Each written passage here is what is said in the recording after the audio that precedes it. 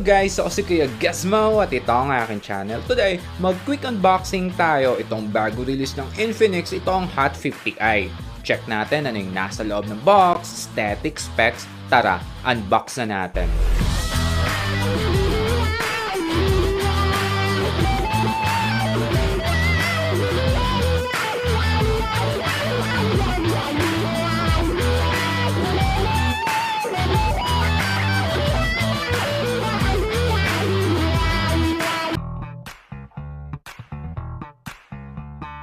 Bago sa unit, check muna natin ano ang nasa loob ng box. Itong phone case, hindi ito jelly case, babasagin ito. Warranty card. Sa pinakaloob ng box, itong USB to Type-C cable. Itong power brick. Pros na ito'y supported ng 18 watts. Sa iba kasi na entry level ay naka 10 watts pa rin. So nag-charging speed test ako dito. Nag-start ako sa standard na 20%. Na full ito ng 1 hour at 37 minutes. Yung SIM ejector nito guys ay nandito sa gitna. Itong na-unbox natin, ito yung color na black. Available din ito sa titanium gray. Ganito ang appearance ng texture. Yung back panel design, matte textured. Ako, mas preferred ko yung ganito. Tsaka yung design, hindi OA, hindi sobra-sobra. Itong back panel, plastic lang ito guys, same din ng frame. Next, boot on na natin.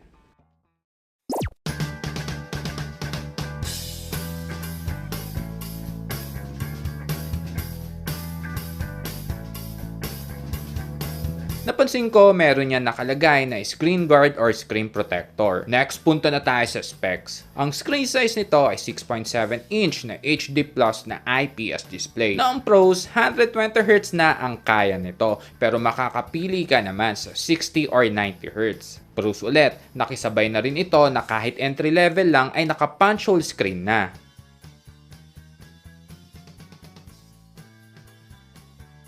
Sa screen body to ratio, ito yung common na medyo makapal yung chin.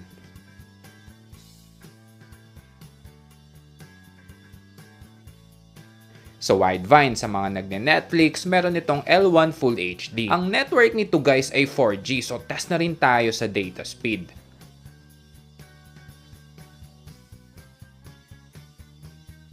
Ito'y supported ng OTG, supported din ng 5GHz ng Wi-Fi, Android 14 version ang nandito. Hindi ito supported ng NFC. Sa selfie camera naman ay 8 megapixel. Ito yung sample ng picture. Itong na-unbox natin, ito yung 4256 na variant. Nasa ngayon, for sale ito ng 5,299 pesos. Minsan, mas mura dahil sa discount at vouchers. Yung 4GB RAM nitong na-unbox natin, meron niyang memory extension na plus 1, 2, at 4. Na ang cons, yung flash memory nito ay eMMC. Mas madaming disadvantage kasi ang eMMC versus UFS tulad ng mas mabagal sa data transfer at mas malakas sa power consumption kumpara sa UFS. Ang main shooter nito ay 48 megapixels sa 1080p at AI lens, pero para sa akin yung AI at QVGA ay decoration lang yan. Napansin ko good looking yung camera design nito. Medyo pang iwas umay sa mga nauso ngayon na halos magkakapareho. Ito yung sample ng pictures.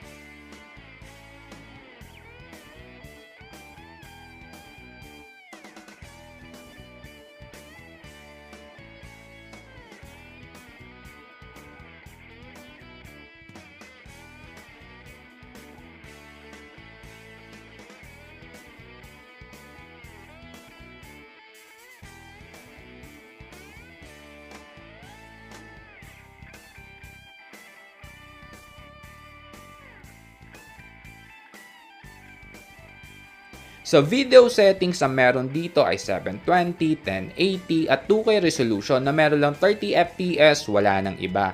Nag-check din ako ng video stabilization, ang cons wala dito guys, maalog.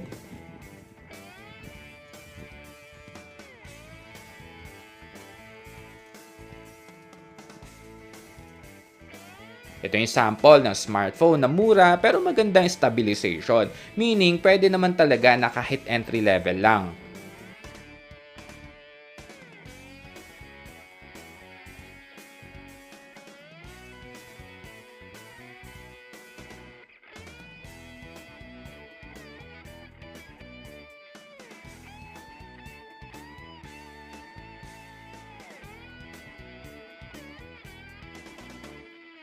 Ang video zoom at photo ay parehong hanggang 10 times at 10 times low quality ng image. Dagdag details ko lang sa frame flat edge. Sa right side, nandito itong volume rocker. Sa ilalim nun, yung power button, /on-off switch. Ito rin ang fingerprint scanner. Sa left side, itong SIM tray. Pros, triple card slot ang nandito. Pros ulit, ito ay rated IP54 pero clear ko lang, hindi ito para masubmerge. Clear ko na nga rin regarding dito. Kung napapansin nyo, nauuso ngayon yung mga rated IP54, 64. Tingin ko, ang logic kasi dyan dahil diba nauuso ngayon yung mga delivery app tulad ng Moveit, Lalamove, Foodpanda at mga katulad nito para kahit nga naman nakamount sa motor mo ay biglang umulan wala tayong magiging problema dyan.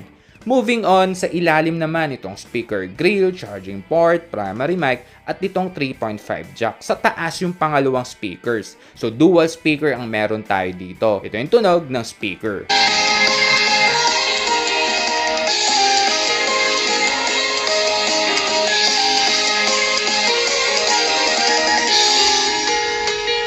Napansin ko maganda yung speaker quality nito, balance yung bass at treble at legit nga na malakas. Ang chipset nito ay yung bagong Helio G81 na octa-core na ang performance score ay...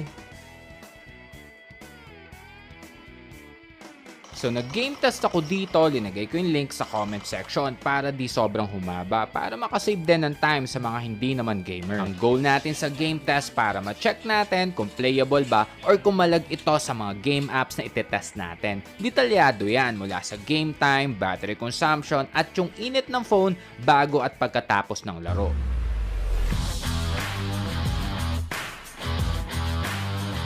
So yun lang guys, hanggang sa mga susunod na unboxing. Ako si Kuya Gizmo, a peace.